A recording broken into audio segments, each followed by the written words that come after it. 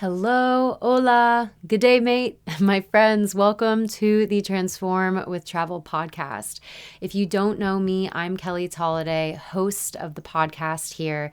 I'm also a travel advisor and a retreat facilitator, and I wanted to hop on before the episode begins and just say a quick hi, a little check-in. How are we all feeling? Can we just take a quick minute and check in with ourselves? Maybe do a quick scan of the year that you've had so far, the adventures, the trips, the heartache, the challenges, the joy. Man, you've been through so much, and truly the best is yet to come. I hope you can honestly really feel that in your bones. The best is yet to come. No matter what you've been through, really truly believing that there is good coming your way. And I say this as today's episode launches because we have Susan Winograd on the pod today to discuss pelvic health and how it relates to travel. And you might be like, WTF, why do we have a pelvic health expert coming on a podcast about travel? And I say this because for those that are dealing with conditions or symptoms or just pesky issues that might be related to pelvic health, it can be really hard to feel optimistic about the future, especially when it comes to travel. I mean, many of us have had children, and we all know what happens to our pelvic health during that time. Or perhaps we're older in age and some pesky symptoms are starting to creep their way into your day-to-day life, and it's actually holding us back from living our best lives. Susan talks about how our health directly impacts the choices and even the adventures that we say yes to. I mean, think about it. So if you're worried about being able to control your bladder for a long time, you might not say yes to that trip to Australia because the flight is too long. I mean, what? That's so crazy to think how something seemingly so unrelated can actually affect our travels and affect us living our best life. So she deep dives into what pelvic health is, how it can affect your day-to-day life, how it can affect your travels, things that you can do to improve your pelvic health. And it's not just related to the pelvis, it's your shoulder, it's your back, it's everything, it's your digestion. And she also deep dives into holistic approaches to health and how she incorporates her daily health routines into her travels. So she feels her absolute best not only on her trip, but also as she comes home, which is super important because it'll help us combat that post-trip anxiety, those post-trip blues that we might feel. If we're taking care of ourselves while on our trip, we're actually able to really mitigate some of that anxiety that we feel coming back home from a vacation. So this is honestly, truly such a special episode with a very special human, so near and dear to my heart. And I'm just excited to share and you guys to learn so much. And if you love it too, please share this episode with a friend, your mom friend in the group chat, your uncle who lives a couple states away, your sister, your loved ones, literally anyone and everyone, your boss. Anyone can benefit from this conversation. And make sure to stay tuned because later on in the show, I'm going to actually give a shout out to a client of mine who has recently gave feedback from a trip that she took, which I helped plan for her. So if you want to hear a little bit about how someone feels who goes on a trip with me or goes on a trip that I plan, at least I should say. Stay tuned for that. And I will see you on the other side, my friend. Enjoy. Hi, everyone. Welcome to the Transform with Travel podcast. I'm your host, Kelly Tolliday. I am the founder of Transform with Travel, where we curate tailor-made travel experiences through travel planning and advising services, as well as the co-founder of R&R, where we offer group retreats and tours around the world. You can check out all the links in the show notes. Before we begin, I would love if you could click subscribe to the podcast right now. That way you will never miss a new episode. And trust me, as we head into year 2 of the podcast, you do not want to miss a single episode. We have an amazing lineup of guests, including today's guest, who is an extra special friend of mine. So drum roll, please. Welcome to Susan Winograd. Thank you. I'm so excited to be here. I'm happy to have you here. So you are a very special friend, Kelly. So this is an extra special podcast guest slot for me to be on. Oh, I'm so happy. So, Susan and I met in 2023 through an organization called The Daily Drip, and we are both contributing writers in our respective fields, as well as thought leaders for the organization. So, huge shout out to The Daily Drip, Nicole, Romy, the whole team. Romy was actually on the podcast as well, I believe, episode 33. So, if you're keen to hear more, go ahead and listen. And I have developed such an immense respect for you, Susan, and the work that you do as the founder of Pelvic Rehab and Wellness, specializing in women's health, men's health issues, and pre and postnatal care, menopause health, digestive, bowel, bladder, and sexual issues. Susan is on the pod today to talk about all things health and wellness, as well as pelvic health, which is not something we talk a lot about in terms of travel, but something that is deeply impacted while we travel. And we're going to talk about all those things related to pre travel, during travel, post travel, and how we can really feel at our best through it all. So thank you, Susan, for joining me today. I'm so excited. And I think this is going to be a great conversation because pelvic health is something that a lot of people don't think about with travel, but can have a huge impact on travel. So just being a little bit proactive in your thought process can make a huge difference in your experience. So I'm super excited to be here. Yeah, absolutely. And so if we could touch on that, like your journey to holistic health and why you are so passionate about helping others improve their health and lives through your chosen modality. Yeah. So, I think a lot of us that have chosen this path, Kelly, have done so because of a personal story. Mm, So, I have four children. Well, I have four children that I gave birth to, and I have two children that came in by marriage and another one that's coming in by marriage in December. So, I want to count them in, and I have two delicious grandchildren now. But I really did the work in order to get them here because my pregnancies were not easy. After I had my fourth child, my OBGYN looked at me and she's like, "We're not going to do this again, are we?" mm, Because I had a really, really challenging experience. And with every pregnancy, I had a new set of challenges that sort of seemed new for every doctor that I had been to. And no one really knew how to deal with me.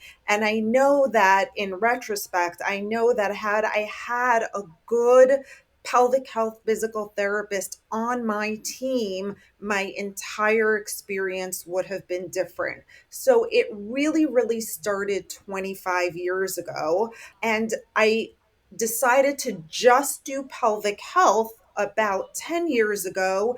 And that really, really changed my life because what I always tell people is I started diving into pelvic health. They gave me the courses I took, gave me the Kool Aid, and I have not stopped drinking that Kool Aid because it is the most fascinating field. It is so diverse, encompasses every system in the body, every muscle in the body. And it really, I believe we're doing life changing work. So I believe that being a pelvic health and wellness physical therapist is part of my purpose on this earth. So mm. I just started with my own journey, and the more I learn, the more passionate I become about it.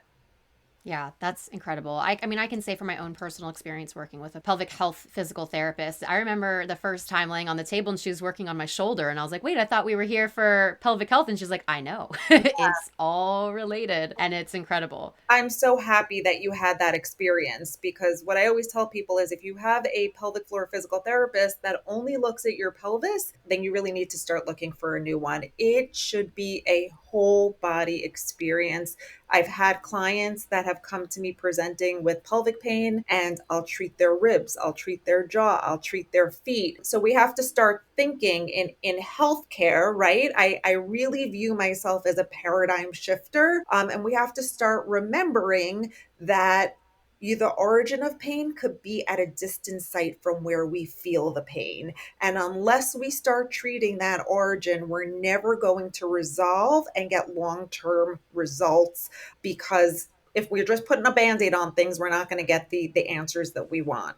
Yeah, 100%. And so with pelvic core rehab and wellness, you do obviously physical therapy, but you also have a load of different modalities and practitioners involved. And you mentioned this term whole body approach, this whole body wellness. How do you think having all these different amazing practitioners under one roof, how do you think that really supports your clients?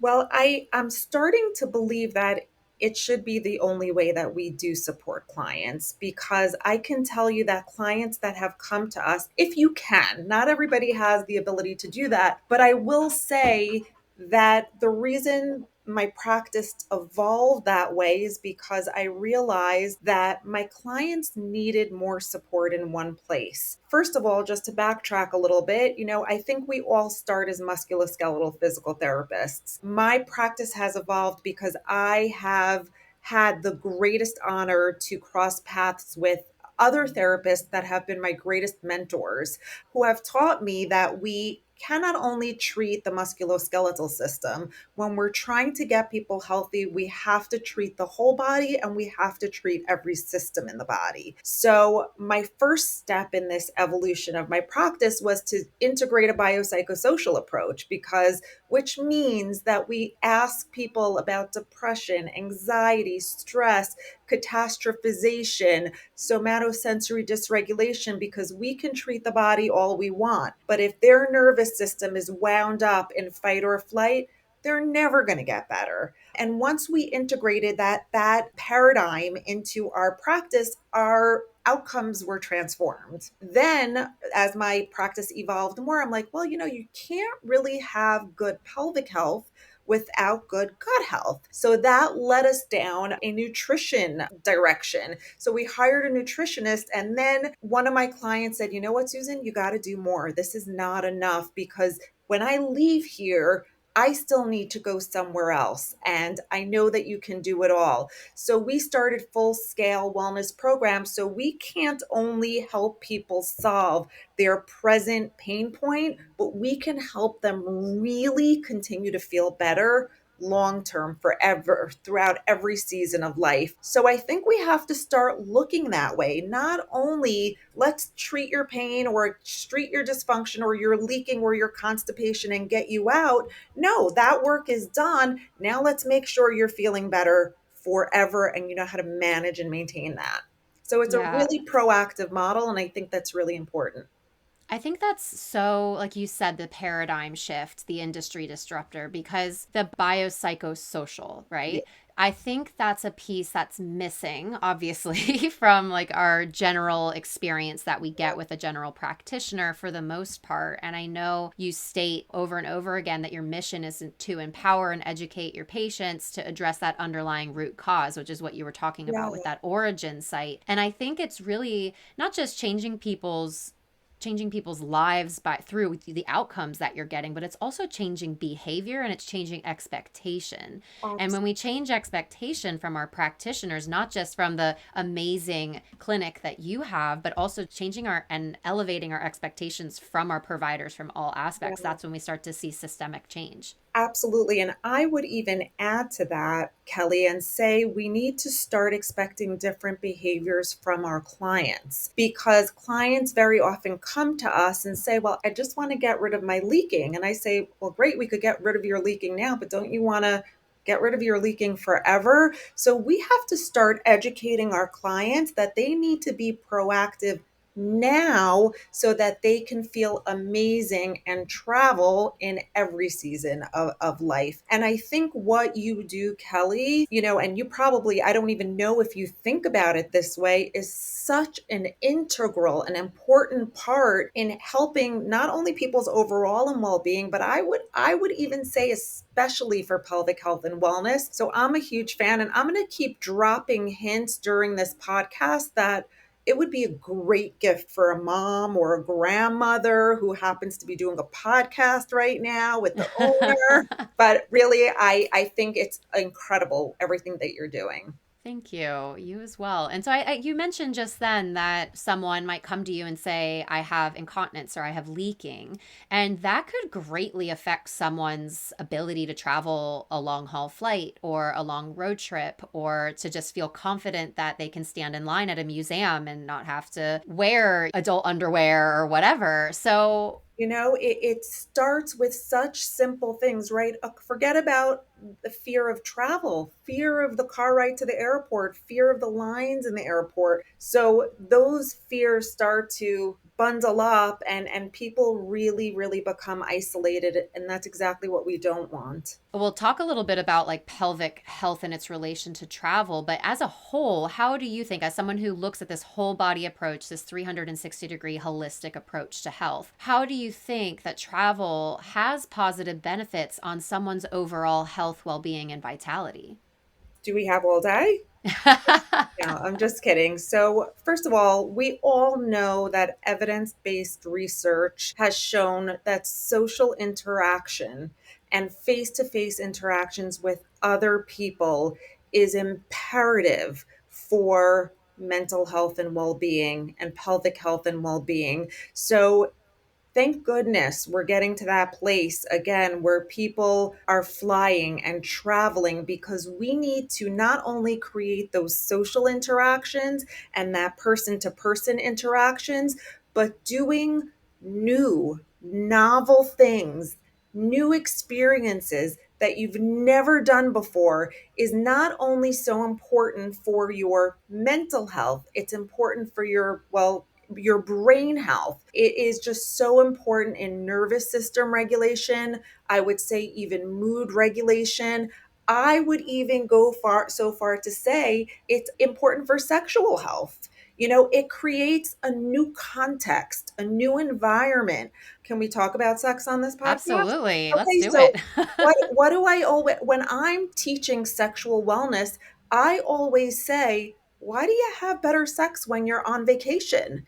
It's because your nervous system is calmer. It helps, vacation helps to manage stress. It's a new context, it's a new environment, it's exciting. It sort of strips away all of those limiting beliefs and physical symptoms that you have in a familiar environment. And it is so therapeutic, I think, for every system in the body. So I think travel, if possible, should be, even if it's a staycation, should be part of everybody's long term health plan.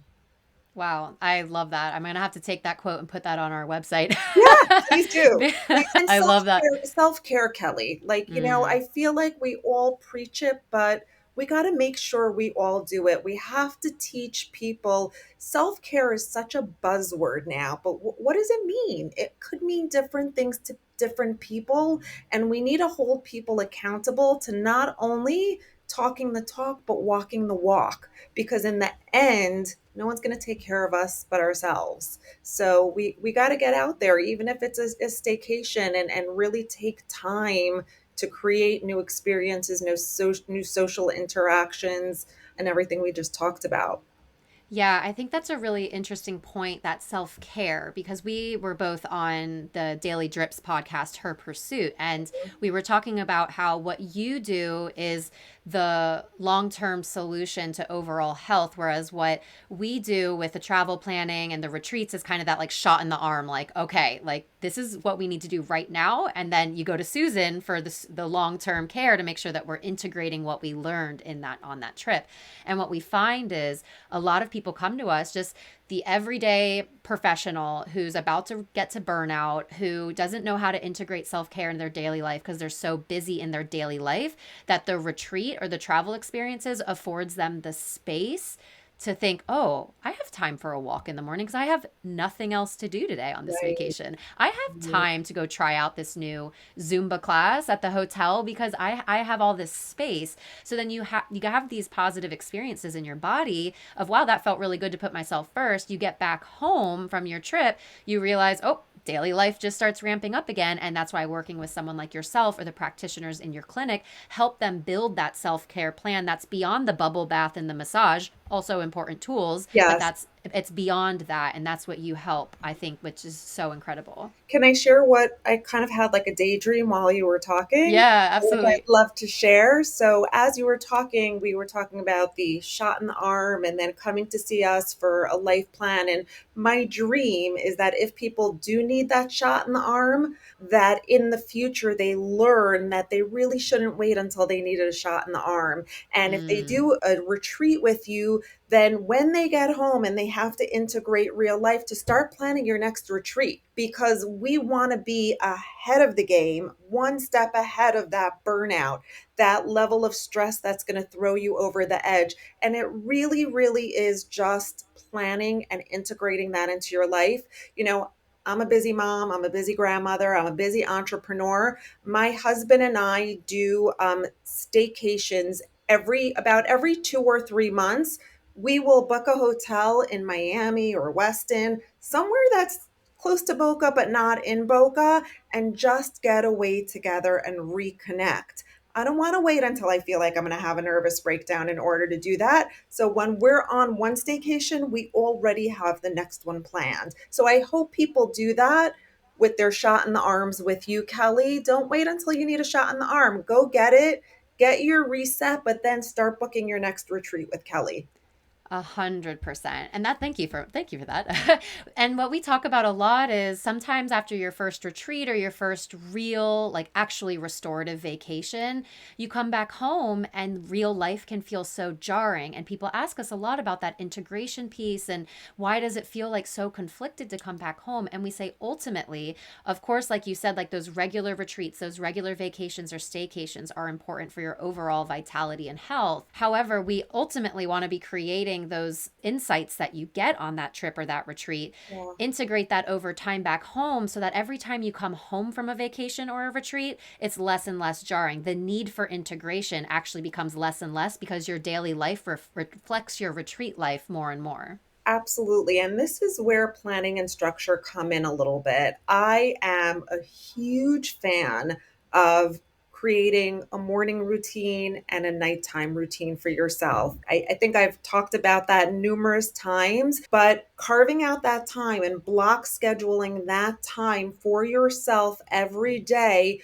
will take away that like return to life shock, because just like I brush my teeth in the morning, Kelly, and just like I brush my teeth at night, I have my morning and my nighttime routine, and nothing's going to take that away. One of the things that I talk about is so that your vacation life and your real life is there's not such a disparity, is to try to stick to your routine somewhat while you're on vacation, even if it's a condensed version of that. I'm not a huge traveler, but when I do go away, I'd like to be, but when I do go away, I do try to stick to my routine as much as I can. Do I wake up at 6 o'clock in the morning? No, but if I wake up at 8 o'clock in the morning, I'm still doing the same things. I'm getting my early morning sunlight. I'm exercising in the morning. I'm setting myself up with my regular life daily routine so I can feel great and enjoy the rest of my day on vacation. I'm glad you said that because as you were talking about routines, I was like, I wonder if she does it on vacation. And then boom, you told us. And I think that's so important for people to realize. I know I talked about this on the podcast before, but there's a researcher and an author, Dr. Alyssa Vitti, and she talks a lot about the fact that your body doesn't know that you're going on vacation. So if you're fairly regimented at home and you wake up every day at 5:30 and you go to sleep mostly around 9 to 10, but then on vacation you throw it in a complete disarray on top of potentially having in a completely different time zone. It's like, how can we maintain a couple of those routines, because our body thrives off of routine. Our Yeah. brain thrives off of novelty and new, and our Yeah. bodies thrive off of routine. So it's like, how can we do the things that we can do to help ourselves maintain that? Because you also don't want to feel like, oftentimes I get from people, I feel so exhausted on vacation, and it's like, well, Yeah. you're completely out of your routine, eating different foods, digestion's thrown off, Totally. probably drinking a little more than you would at home. Like, so it's kind of like, let's How take a many step times back. have you heard people say, I need a vacation from my vacation, right? That's the Exactly. last thing that you want to feel. So, I've listened to a lot of lectures of people that say you should even be waking up the same time while you're on a vacation. If you wake up at 5 at home, you should wake up at 5 on vacation. And I think ultimately you have to take those little bits of advice and make them your own. I will tell you, I'm not waking up at 6 o'clock in the morning when I'm on vacation, but I'm still going through the structure of my routine. And yes, I could not agree with you more. Your brain loves new experiences. Your body wants to be like a bowel movement, Yeah. routine and regular. I always say my favorite part of my life is being like a bowel movement, routine and regularity. Yep. I love that. That's another quote for the website. I love that. So, okay, we talked a bit about, the benefits of travel and all the goodness that can happen physically, mentally, emotionally, spiritually, relationship wise, but also from a physical standpoint, the actual act of traveling, like long haul travel, long days on the road, it can be taxing physically and sometimes mentally on the body. What are some of your top tips for staying healthy on the road, maybe outside of those routines? Like what are things that you would be doing to make sure that, like you said, your digestion's on point, your sleep's on point? Like what would you be Right. doing from like a strategy and technique point of view? That's a great question. I love that question because I actually have a lot of clients, they'll be like, oh, I won't go to this destination because it's 12 hours away. And I think it's all about setting yourself up for success and modifying the modifiables. So, one of the greatest things I learned from one of my mentors, Susan Clinton, is your best position is your next one. Just practically, if you're on a road trip or you're on a plane, constantly change positions intuitively, even if you can't get into out of the car, which you should be making stops every hour or two at most. Move your body, roll your neck, roll your shoulders, do ankle pumps, do trunk rotations. That is the best thing that you can do, is just keep moving. Try not to be in the same position for too long. That's one thing that I tell people. The other thing, again, is just set yourself up for success. Stay hydrated. Hydration is the easiest thing you can do to optimize your health. Thank God most of us have access to clean water, right? So Hmm. sometimes people are like, I don't have time to drink. I'm like, that's bullshit. Come on. I feel like we can all drink. And if there's no water where we are at the moment, we can plan for that. So I would definitely say stay hydrated. My easy, quick, and go to guideline for that is drink half your body weight of water in ounces. Also, just in terms of bowel and bladder, one of the things that I hear the most about travel is constipation. Mm. So, again, we have to plan for that. And if you know that you do become constipated, and it is very common while you travel, your circadian rhythm may be off, your routine may be off, your diet may be changing. Plan ahead for that. Make sure that you're eating lots of fiber. Make sure that you're bringing golden ground flax with you on vacation. I have all these little baggies with my golden ground flax and my psyllium husk, and it's just really staying ahead of the game and not allowing yourself to get into that position where now you have to start undoing things. It's Mm. all about being proactive. Another thing that I hear a lot about, and this applies whether you're on a plane or in a car or on a bike, is bladder issues. A lot of people travel and again, they're not hydrated, especially on planes. I once had a client who was a pilot and he said for every hour that you're in the air, you need an extra 8 ounces of water to keep yourself Wow. hydrated. So I thought, Wow. yeah, I thought that was such an interesting tip. But we do drink more. We drink more alcohol on vacations, hopefully not when you're driving, but that's another reason to stay hydrated. Bring some aloe with you. They have great dehydrated aloe capsules now that coat the bladder and make it feel less irritated. If you are going to drink alcohol, be mindful about it. Make controlled decisions. Don't let yourself get out of control, but then perhaps eliminate other bladder irritants such as carbonation, acidic foods, a lot of caffeine, which hopefully you shouldn't need when you're on vacation. But again, you want to modify the modifiables and make sure that you're staying ahead of the game. Did I answer your Okay. question, Kelly? I mean, yes, and more. I loved it. And so the bladder irritation piece, can you talk a little bit about what like symptoms that might relate to or what somebody might be coming to you with? And then you'd be like, yeah, that's because there's irritation there. Yes. So I would say well, it's three things: urgency, frequency, and leaking. Ooh, okay. So, yeah, the lining of our bladder is lined with stretch receptors. And urination is actually a reflex. People don't realize that our bladder is not under our voluntary control. We don't have control of whether our bladder contracts, voluntary control. It's a nervous system loop. Another reason to stay calm. Symptoms of urgency and frequency, by the way, are very, very often automated by the nervous system. Mm. So if you have urgency and frequency, you want to kind of take a look at the stress levels in your life.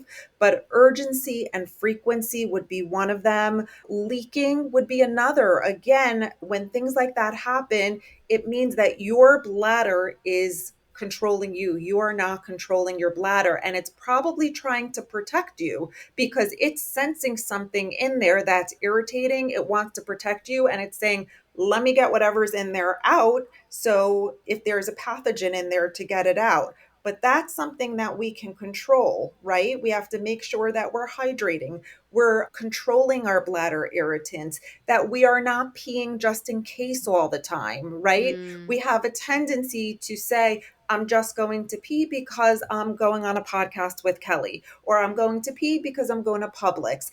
That peeing just in case, especially when we're on vacation, right? Oop, we're going to our next destination. I'm going to pee just in case. We're going to go into the restaurant for dinner on vacation. We're going to pee just in case. And that trains your bladder to give you a more frequent signal. The Wow. other thing we don't want to do is have a camel bladder. We want to make sure that when we are getting that strong urge to go to the bathroom, we're honoring that. Because, I can tell you, I've had so many people that have gone on 12, 14-hour flights and they don't want to pee on the plane. So Wow. they're holding their bladder for 12 to 14 hours at a time. Again, that might be another thing that we need to prepare for, is bringing sanitary gel or the wipes for the toilet seat. But we want to honor the urge to go to the bathroom because we want to keep that balance and those signals of the brain bladder loop and pelvic floor all working in perfect synchronicity. That's incredible that you just had so many light bulb moments for a couple of my family members where I'm like, you were saying things that people do. I'm like, I'm going to send this episode to them. Right. I want to add So one more thing, Kelly, because people yeah, don't think about this. And my passion is educating and being on these podcasts so everybody has access to this information because it's foundational. But when someone tells me that they have bladder urgency, frequency, and leaking, the first question I ask them is how their bowels are, because constipation can be a root cause for these things. So again, there is so many modifiable things that we can do to set ourselves up for success. I love that. Thank you. Thanks for sharing that. And I want to touch on something that's related to the bladder, but something that a lot of people struggle with like you mentioned, some people won't go 12 hours away because it's a 12-hour time difference or whatever it might be.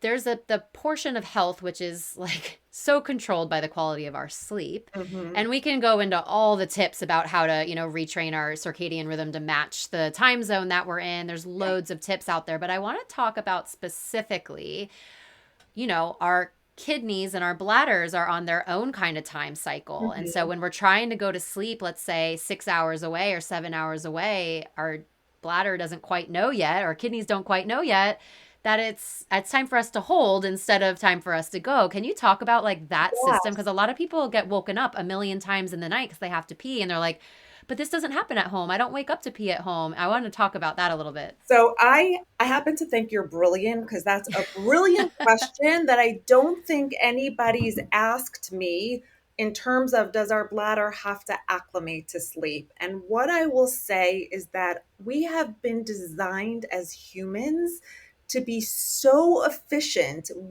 Our functioning of our bodies is mind-blowingly brilliant. So I guess the first thing I would ask them is, are they really waking up because they got the urge to pee, or are they going to pee because they woke up? So first thing, because a lot of people are in an unfamiliar bed. I personally, last time I went on vacation, I took my own pillow with me because I hate hotel pillows. If I have to sleep on a hotel pillow, I'm not sleeping well. And chances Mm, are, if I'm not sleeping well, I'm thinking about my bladder more. And when you're not sleeping as well, your body cannot make a hormone that we make when we are sleeping called antidiuretic hormone. So we really should not, our bladders and our kidneys, I think intuitively and hormonally will be regulated if we modify the modifiables and really try to get that optimal sleep. Again, I would think I would ask that person many questions to really ascertain, is it their bladder and the kidneys? Because if it is, then we want to address that. But my guess is that it's probably the fact that they're not sleeping well. They're not getting good, deep sleep, which we know is imperative for everything, every system in the body. But that's really my feeling about that, is that when we are in a good, deep sleep, we make antidiuretic hormone so we don't have to wake up a million times in the night. But if we are waking up, are we waking up and then peeing, or is the urge waking us up? Do we need to work on our circadian rhythm a little bit, or has this become patterning? Mm, Sometimes, have you ever woken up at 2 o'clock in the morning, and then the next day you wake up at 2 o'clock in the morning, and then, oh God, suddenly you're waking up at 2 o'clock in the morning every day? Our bladder is a trainable organ. So we need to make sure that we are the trainers. right. Did that I answer feel your like, question? yeah, I was like, have you been watching me the last 3 nights? Because literally 2:35 on the dot for 3 nights straight. I'm like, this is not happening. Right. So let's say someone's going to London or Spain or somewhere that's, 5, 6, 7 hour time difference away. What would be some of your top tips to then, okay, now that we understand the difference between the bladder and the kidneys versus the quality of sleep, what would, if you were going to Europe or somewhere that it will disrupt your circadian rhythm quite a bit, what would be your go-to to help ensure that you are getting on track for that time zone circadian rhythm? And then perhaps like that integration of then coming back home would be, I'm sure, similar strategies as well. So I travel to Israel a lot, which is a different time zone. They're 7 hours ahead. It's a 12-hour flight. And I think the most important thing is to immediately try to acclimate into that time zone and circadian rhythm without disrupting yours as much as possible.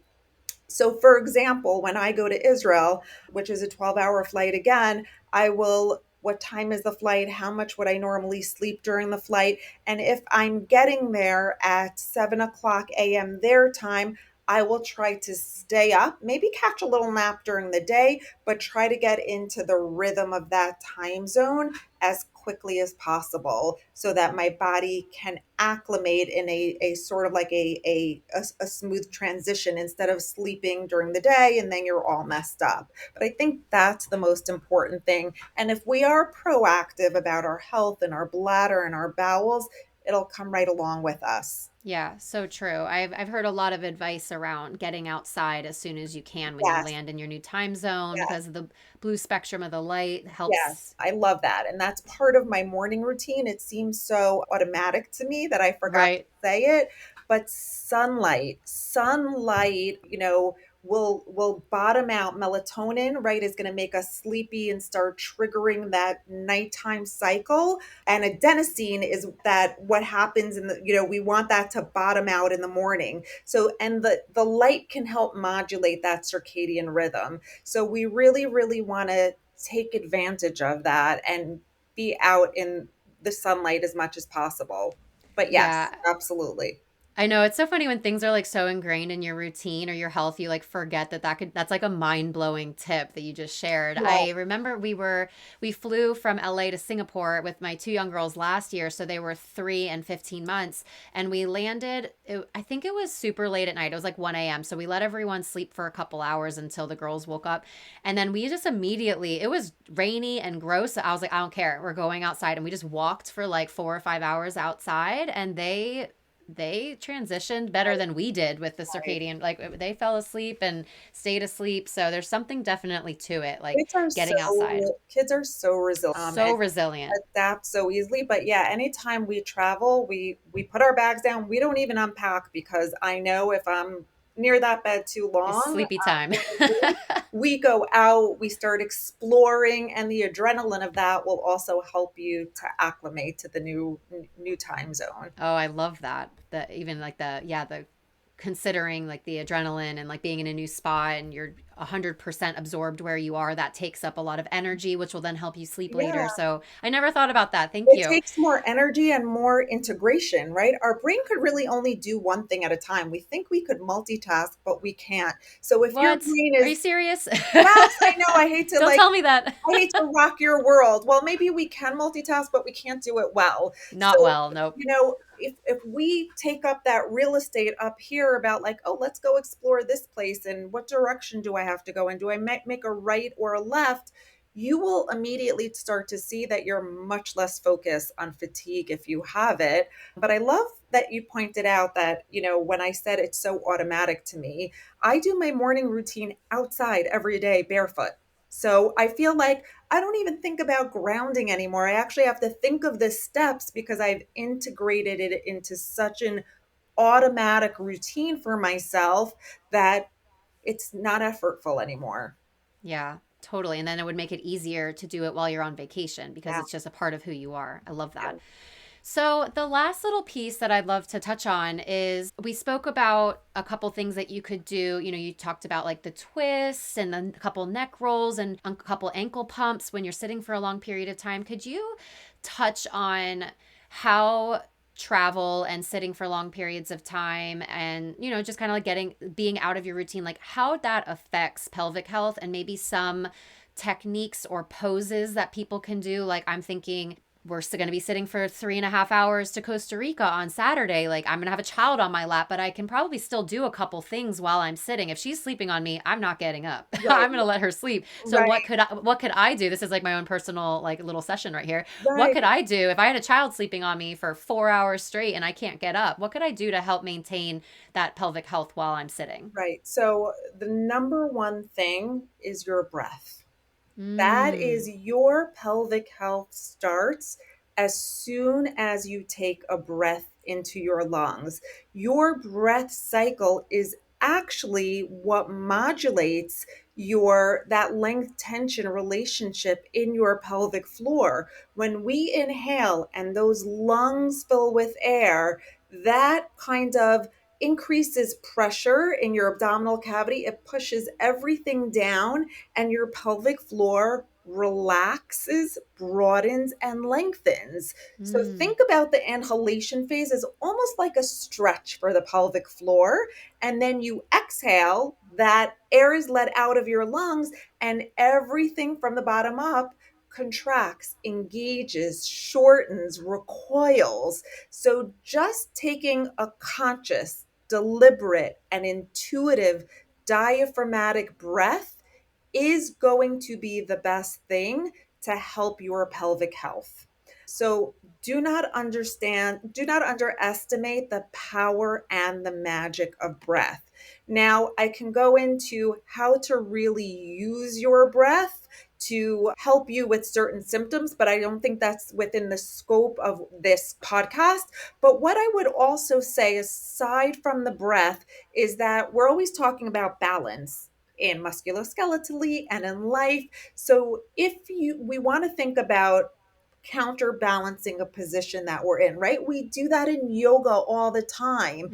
If Mhm. we Yeah. are in child's pose, we counterbalance with cobra. If we are, doing one thing, we'll counterbalance with another thing. So if your child is sleeping on you and you are in hip extension for 2 hours, you want to do something to create a little bit of hip flexion.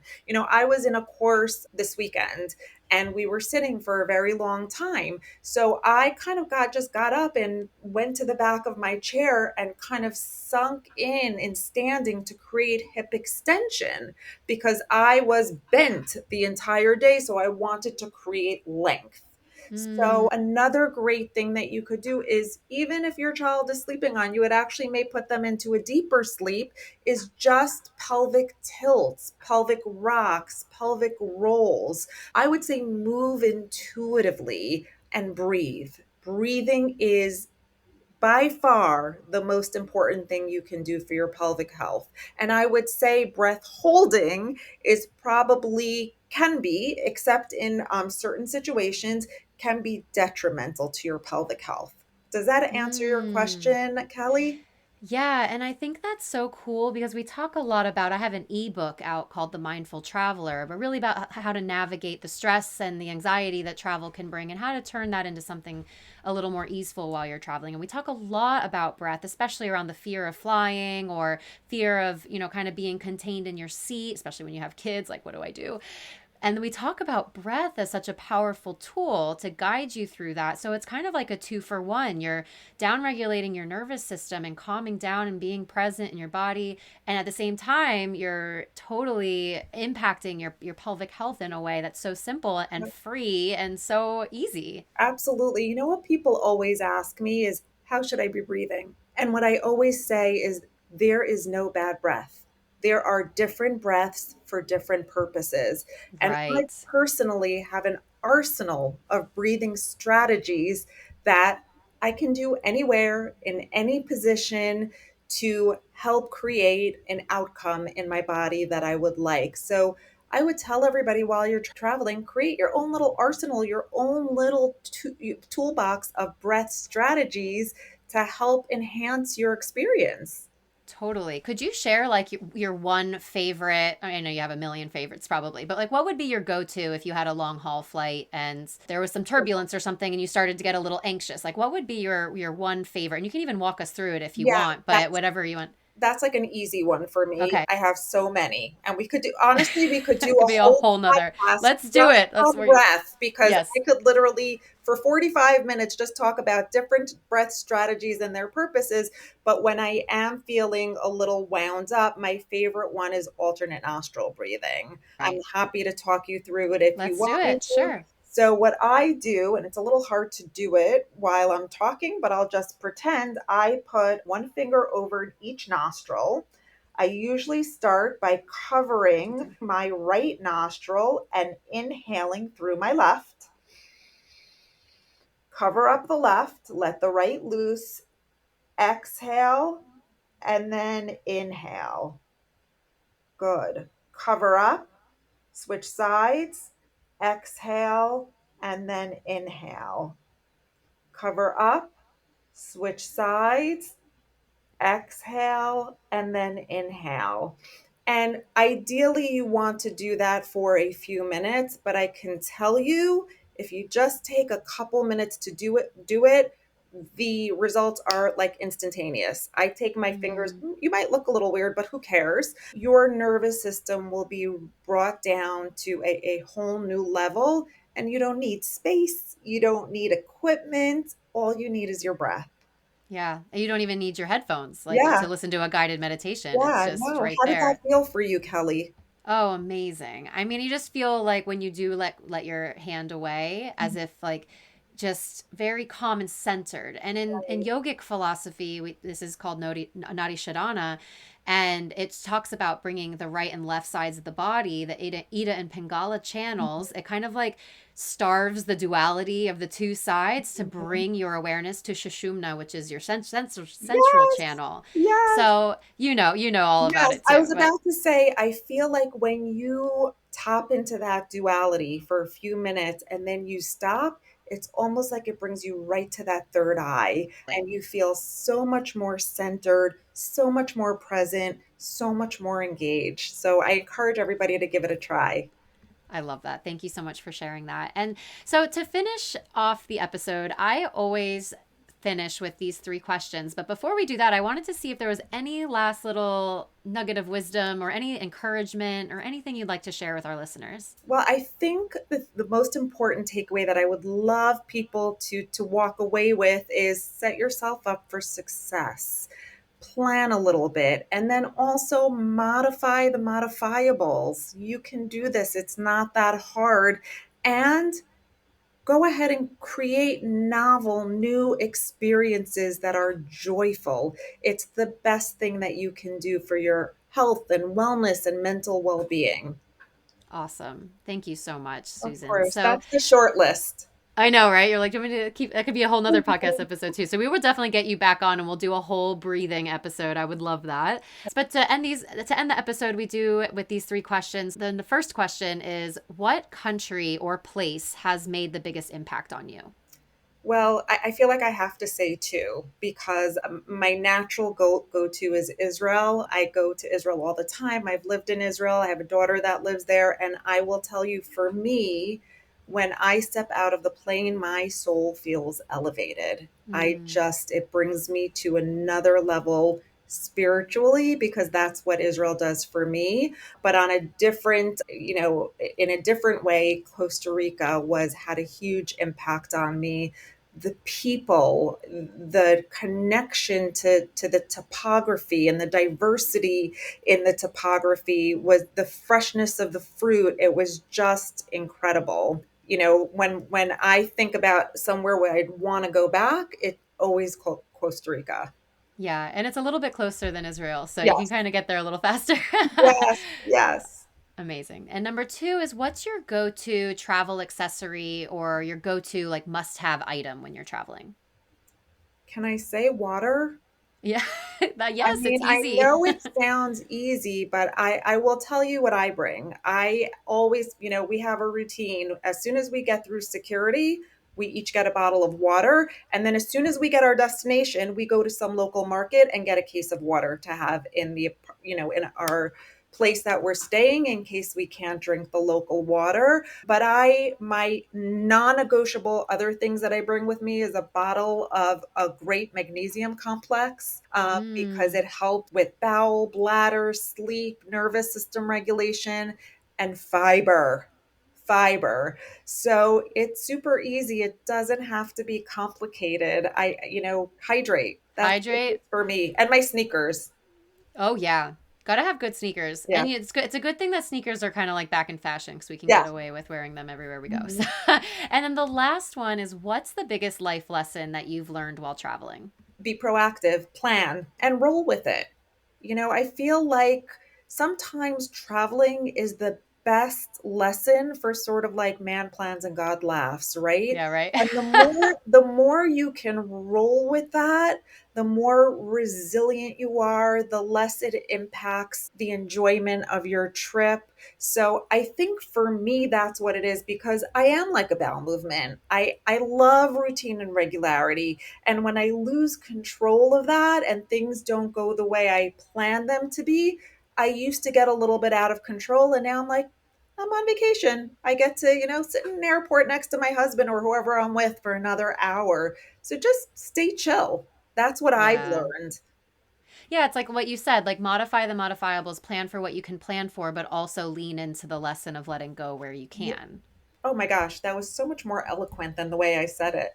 No, no, I was just rephrasing. And who's here on the podcast is my personal Kelly AI. I say it and Kelly reframes it in a much more Oh my eloquent God. way. Oh no, you're so funny. Well, Susan, thank you so much for joining us today, for giving us your time. I know that our audience, our listeners, are going to take so much from this conversation. I personally am going on a flight in 4 days, and I'm already thinking about how I can modify the modifiables Love and that. really be able to elevate my well-being while I'm on the road. So, how can people connect with you either online or also those listening who are living in South Florida, how they can connect with you in Yes. person? So our health and wellness center, our pelvic health and wellness center is in Boca.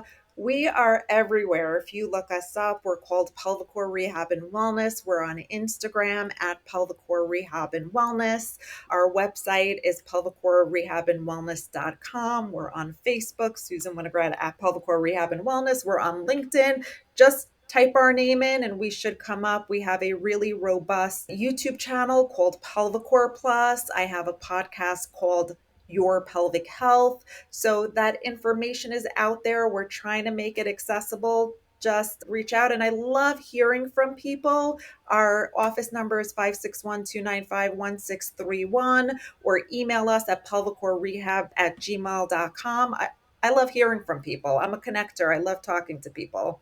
I love that. And I'll link all of that in the show notes too, so Thank everyone can go check that out. Well, you. And thank you. Kelly, Thank you. I Thank you. adore you. I absolutely love what you're doing. Oh, thank you so much. I appreciate it. And I can't wait for this to air. Everyone listening, thank you so much for being here today, and we will see you on another episode.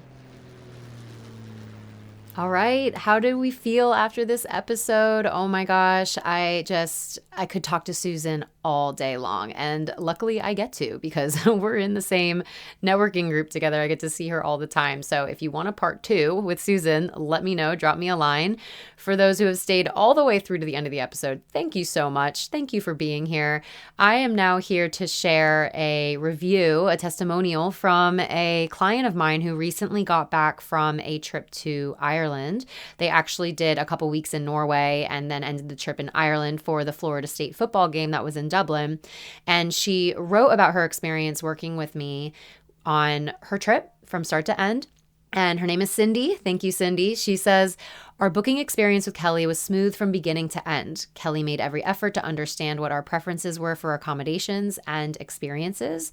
She followed up with both the hotel and us prior to our arrival. She booked our massage and spa time. Kelly's knowledge of the Killarney area, which is in Ireland, was helpful in planning our itinerary. We highly recommend Kelly as your travel advisor for stress-free planning. So thank you, Cindy. Thank you so much. I am open for any trips that you're interested in planning in 2025. I have a couple spots left. I only take one client per month. So if you're planning on traveling in March, I have a slot open in March, and so on and so forth. So reach out to me if you would like to book a trip with me, and we can see where we go from there. I'm here to be your one-stop shop to remind you to get out there and keep on exploring. So I will see you on the next episode. Thank you so much for being here. Have a wonderful rest of your day. That's a wrap on today's episode. If you're feeling on fire and lit up to start planning the bucket list adventure you're craving, let's work together. I'm here to manage all of the hassle of planning, hand select your options specifically for you, and give you the inside scoop that no AI itinerary can give you. Click the link in the show notes to look through our pricing and packages. You're one click away from the adventure of a lifetime. This is your reminder to keep on exploring.